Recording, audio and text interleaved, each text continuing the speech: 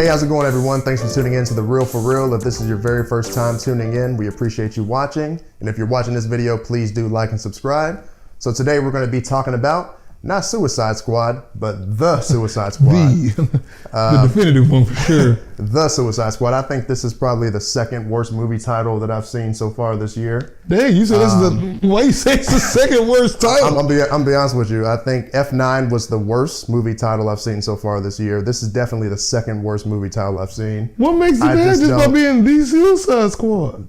Suicide Squad, they could have at least just called the Task Force X, and then I don't know, just change it up a little bit. But okay, I get that. Like the not okay, I can see that part now. Like, I'm just like it not being different, or at least just going ahead and calling it Suicide Squad too. But yeah, well, anyways, The Suicide Squad. This movie is written and directed by James Gunn. Yeah. And James Gunn, if you're not familiar with him, he was the director of Guardians of the Galaxy 1 and 2, and he went ahead and brought over his cinematographer from Guardians of the Galaxy as well, Henry Bram, and that's how we got this really good looking movie that we got.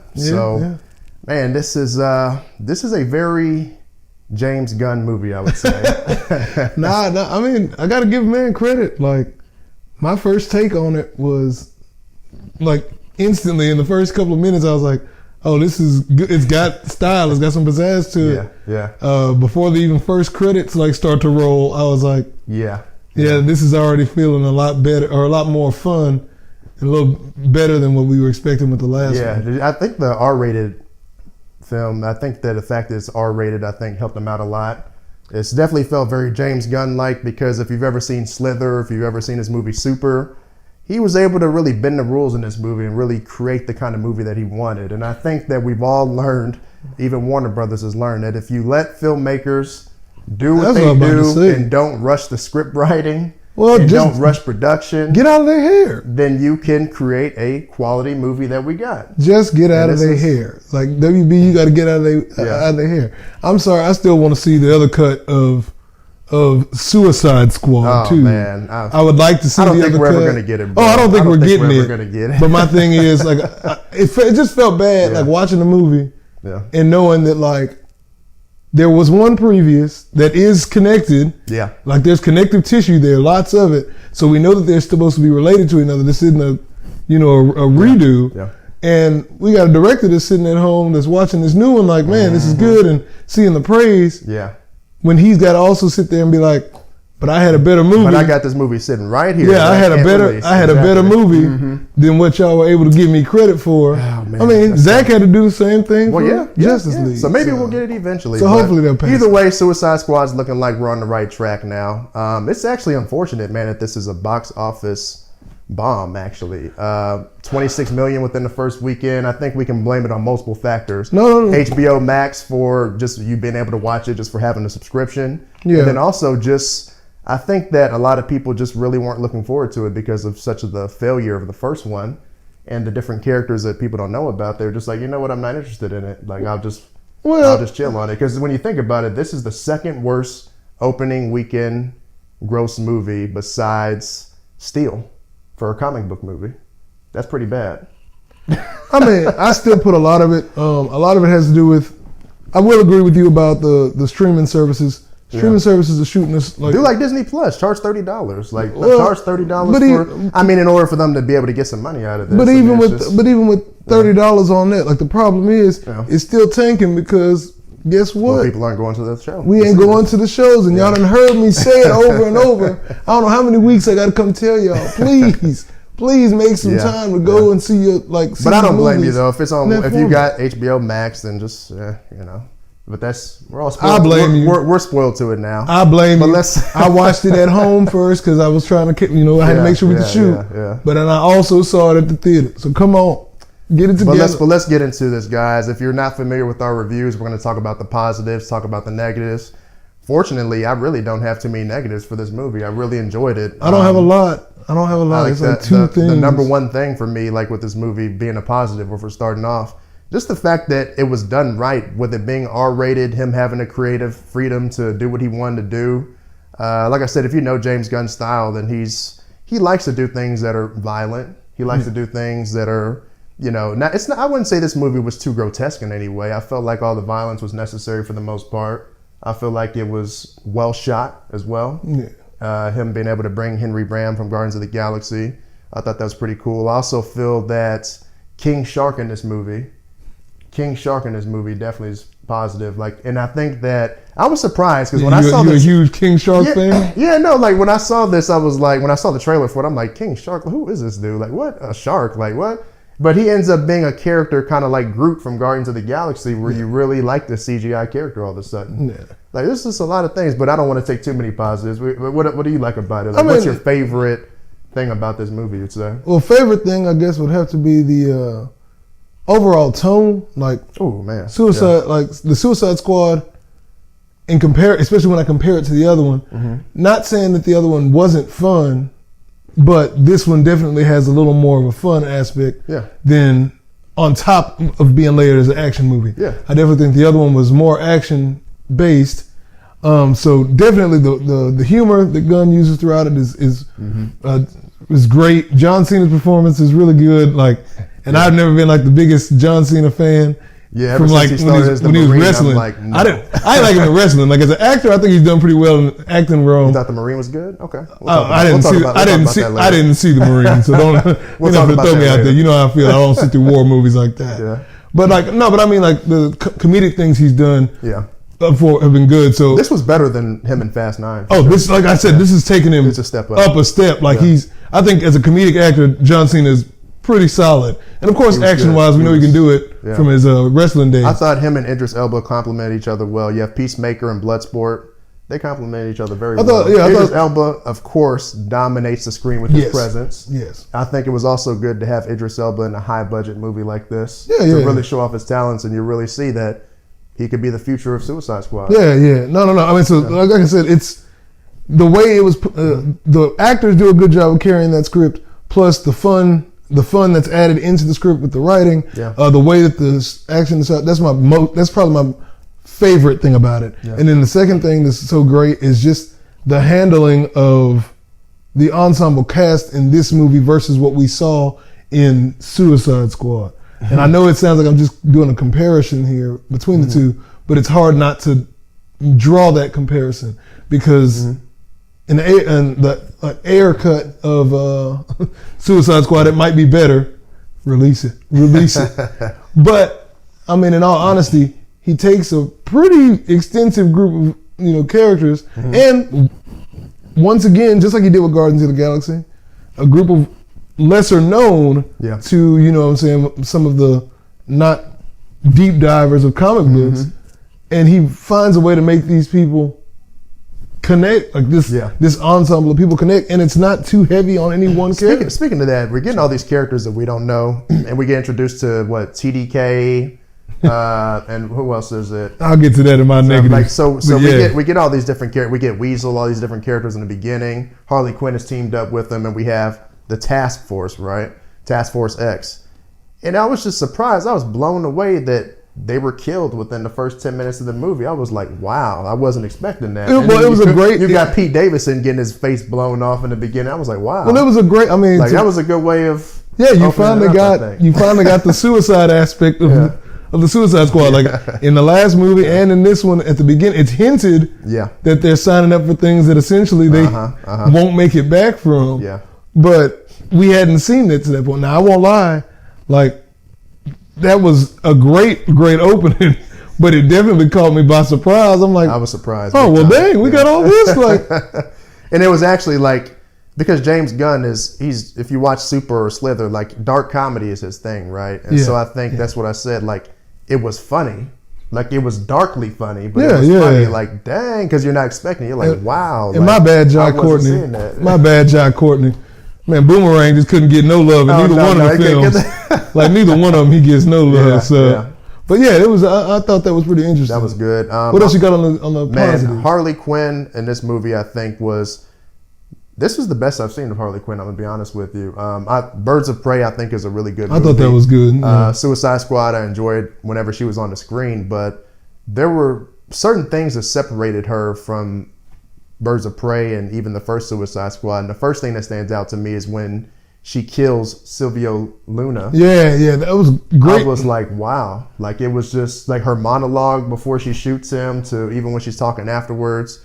I was like, wow, it shows you how crazy she is. Well, see, I mean, it was just, I thought that was another positive about the movie is just that Gunn takes a lot of, he kind of toys with a lot of, expectations. Yeah. Like, again, with the first sequence, you see him assemble this unit, and you know that you've been reading about and thinking that, dang, this Suicide Squad movie gonna have everybody in it. Yeah. Like every Suicide Squad member that I could think of, and maybe even more. Yeah. You walk in thinking that, and what does he do? Boom, off a good chunk of them in the beginning of the movie.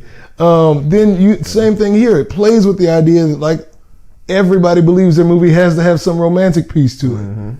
And it's not like I laugh at the craziness dialogue, but the better thing there to me is no, you faked this out. You made it look like, yeah, I'm gonna give you all that same. I gotta have a love story tied in here. And Psych, boom, kills him. Puts the shot in his chest and done deal. Yeah, exactly. So he plays with expectations. Another thing I like about Harley Quinn is she had a standout scene where she's killing off those guards as well. And man, and you see like the rose petals and the flowers and the birds. Yeah, that was just a cool idea. The idea was cool, and it made me think about something. So, did you ever try to think about and analyze? Like, I wonder why he made that scene colorful like that. No, I didn't think that way through. I was thinking about it. Okay, so when you see her getting tortured, right before that happens, do you remember in Birds of Prey when she got tortured and she's like kind of singing a song and she's flashing back? Well, she's flashing back to her singing. So it's like her way of escaping, I think.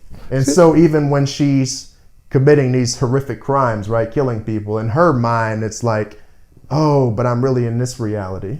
See, that's what I kind of gathered from I hadn't thought that way through about it at all. I just thought it was a cool, like I just thought it was a cool scene, cool effect. Yeah. Almost like we could waste the money on blood splatter here, but what if we show something to make it look like she gets Kill Bill vibe too, right? Like, it was kind of like, it's a cool shot. I guess it's kind of like, to me it reminded me of more similarly, and I know a lot of people probably shake their heads like, what? But it reminds me of the Oompa Loompas in Willy Wonka. Like in Willy Wonka or Charlie in the Chocolate Factory. The idea that these really bad things are happening, but they make light of it with the cool visuals and this, that, and the other. It's different. So I just feel like he was able to really tap into the psychology of her with that. Yeah, that's pretty legit. So I hadn't looked at it. Cool. You're going to make me have to go watch it again. At the theater. At the theater. Keyword. Theater. What about, so Amanda Waller, obviously. Amanda Waller, like, man, she is just, anytime she's on the screen, man, like, even the beginning of the movie where she's talking, just how dark she is. And that's what we liked about the first one. She's just tough. Like, she's tough, man. She'll give you goosebumps, man. She's great. She's tough. Great. She's definitely. But her staff was even better in this. Like the staff was good. Man, for those who ain't seen it, I don't throw that part out there just because that is great. But her staff they're legit in this one. Yeah, they're not some yes men in this. That was pretty legit. That's all I can say. Like I was like, I never saw again. Playing with expectations. Gunn did a great job with that one. For sure. Ratcatcher 2 as well. I feel like Ratcatcher 2 was kind of the heart of this movie in a way. She had a really good job of explaining what happened to her dad, how he was, using drugs, and then, how the rats comforted her and how she was able to get this tool to be able to call the rats. That was good, and it gives you, a lot of exposition and dialogue with these characters and us understanding these characters, right? And that opens up the story for Bloodsport's character. Why are you afraid of rats? And he explains his story of him being locked in the box. So you just get more storyline out of this. And she helps to draw the storyline, helps to draw the heart of this movie. So I enjoyed Ratcatcher 2 in this movie. There's funny moments in this movie as well. Like even when they go to the elevator, man. What did you think about Project Starfish in general? Like the Project Starfish Starro. Like, did you think that was cool? So technically, let me start on the positive end of it. Okay. Yes, I think he executed using Project Starfish and Starro well. Okay. Because I remember watching the film and thinking to myself, this is...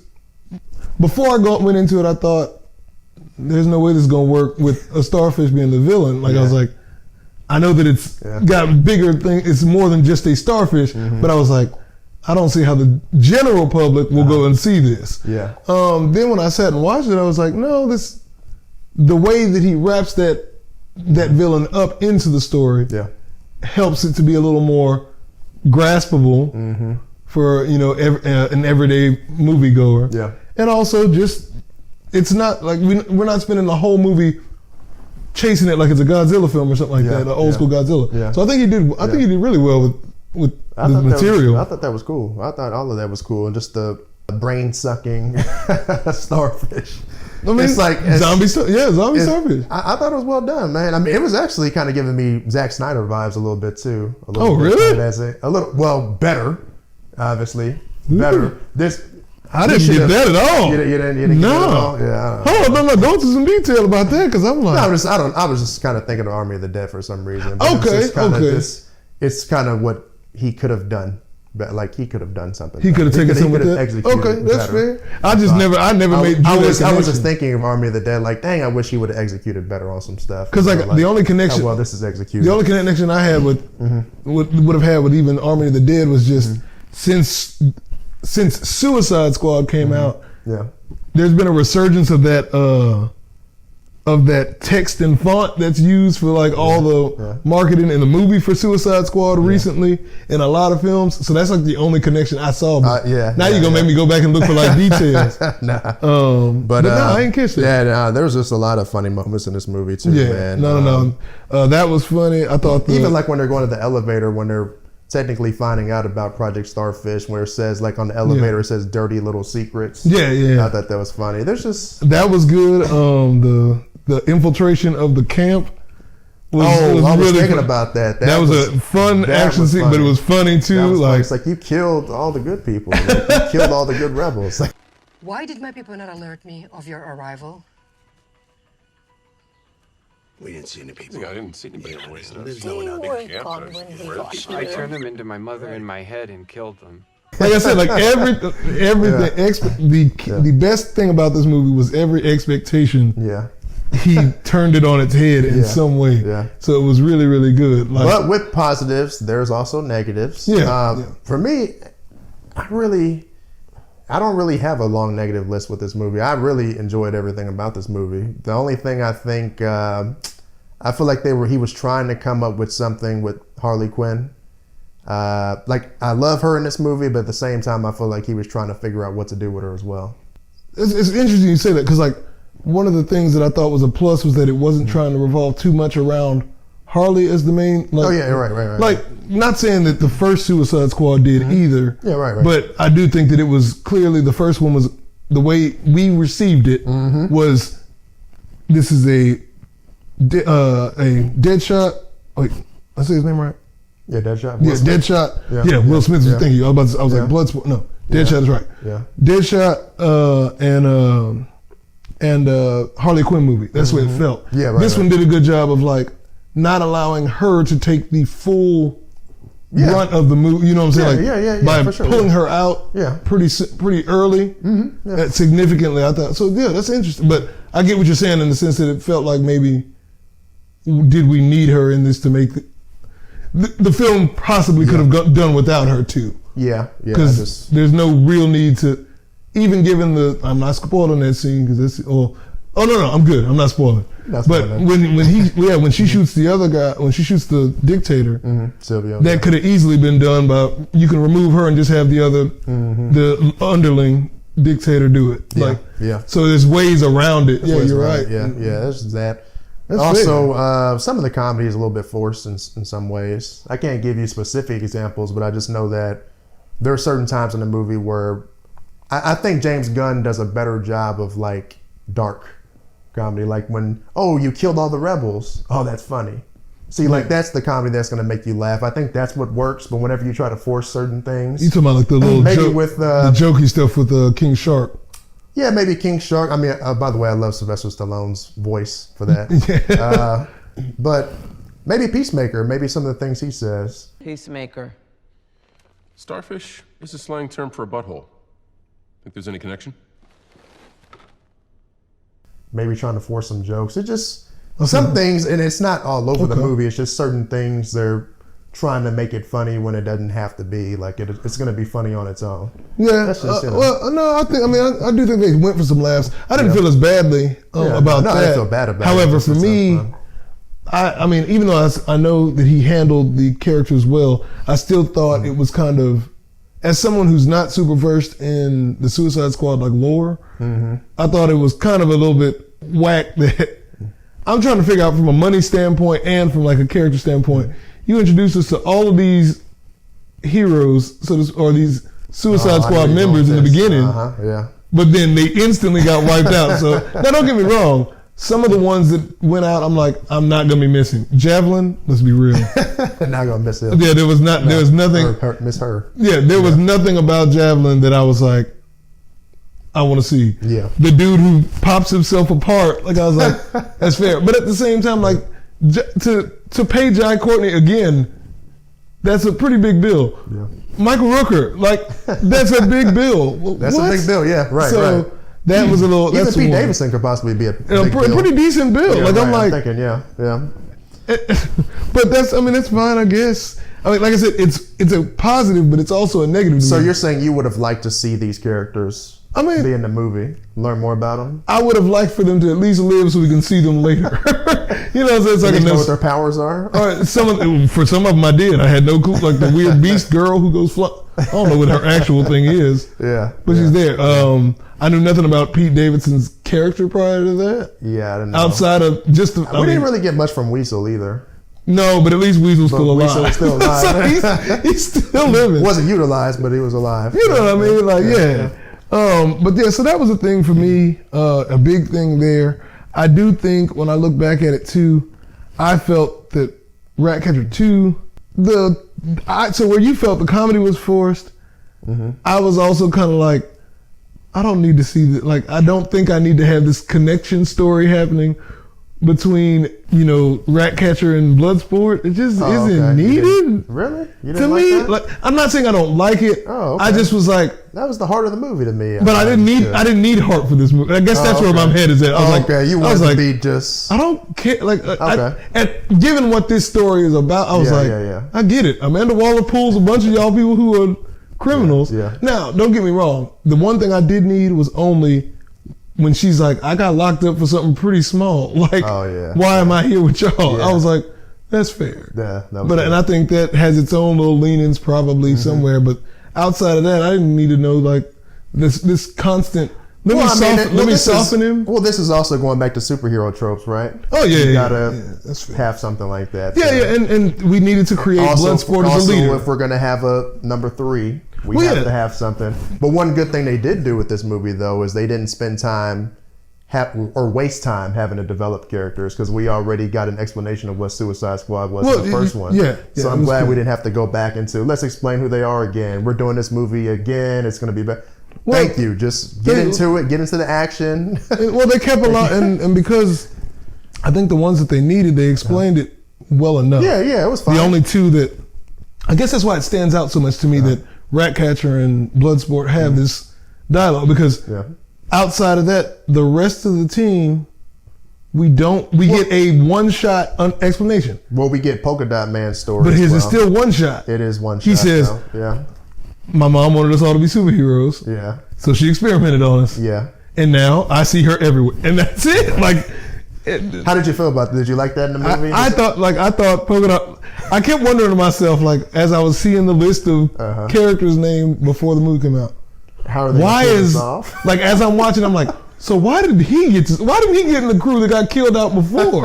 Like, he should have been. But he does have a really big role in taking down. Oh, no. He does great for the film. But I was just like, this is super, like. Yeah. Clearly, the kind of nobodies, or the ones that had really obscure hero stuff, died in the first few minutes. So I was like, what? But it worked out. It worked out. It works out. I think James Gunn must have also liked this story too. Well, I think he's being able to see his mom and stuff, and he's just good at working with weird. Well, you're basically taking B-list, C-list characters from comic books and putting them into things. It's just and making this a hit movie. But he's good about finding like the weird things and making them characters that none of us cared about until this came to film. Like you can say the same thing for Guardians. Yeah. Like how We he didn't care about those how he people made in the film. Groot a tree. Like we all like, even if you didn't read about it, you didn't know that he was an alien, but you like, why the heck am I gonna watch a movie about a talking tree that literally says 3 things? Groot. I am Groot. That's it. But he found a way to still make that appealing, and cool. Like by the end of it, Guardian of the Galaxy. everybody loves. Yeah, Rocket Raccoon is a hard thing to grab. Yeah, but he makes it. So yeah, like I was saying, he takes those CGI characters and just makes them great. King Shark, cool. King Shark is digestible too. Like, King Shark was great. You know? So, what are you rating this movie, man? Percentage? What you giving it? I'm gonna give it a solid 90%. Yeah, I would say it's. I give it a 93. It could be anywhere between 90 to 93%. I give it a solid 93. Yeah, 93 for sure. For sure, yeah. I mean, it was really high good on my list. To be honest with you, like, this is one of the best DC movies when I think about it. Obviously you have the Dark Knight series, and then I think you have Wonder Woman, and then I think since they've started to make, this is the best since. Well, let's just not even include Justice League Snyder cut. Let's just say. I mean, you can include it. Okay, that's fine. But it's been Wonder Woman, the first one, Zack Snyder cut, and then this one. Don't forget. I thought Shazam was pretty good too. Shazam is good. Shazam, I think I could put it in that realm. But this is one of my favorite DC movies. If we're not talking about Dark Knight, I think this is it. This one's up there. When I think about it, I don't think about up there. If I'm thinking DCEU, then I'd say that this is. Then I could see why your list is, and I'd probably put 4 Shazam up there. Number 4 would be. I could flip flop. Shazam is good though. Because I thought I'm a DC fan, so hey. I know you heavy DC, and I like. There are a lot of properties of DCs that I like, but I struggle with some of their movies. Like outside of Nolan's brand before, they've been very hit or miss for me. Very hit or miss. But hey, we both enjoy this movie. We both think it's an A movie for sure. A minus. I guess. Oh yeah, no. Definitely at 93. Like I said, as I forgot to mention before, I did struggle with the fact that Starro was the villain still too. But I think outside of those things that I named and Starro being the villain, I think they could have found one other villain first. But it's good. Well, they had Thinker. I would have rather have Thinker be the main villain for here, and then maneuver let the movie focus around someone that we can grab. I got you. A little like that other audiences can grab. I got you. But it still works though. I think it does. It so works. definitely should. I definitely say it's A+. Or A- movie. A-. Hey, well, you heard it from us, everybody. So if you're watching this video, please do like and subscribe, and we appreciate you watching. Check us out next week. Thank you. Have a good one.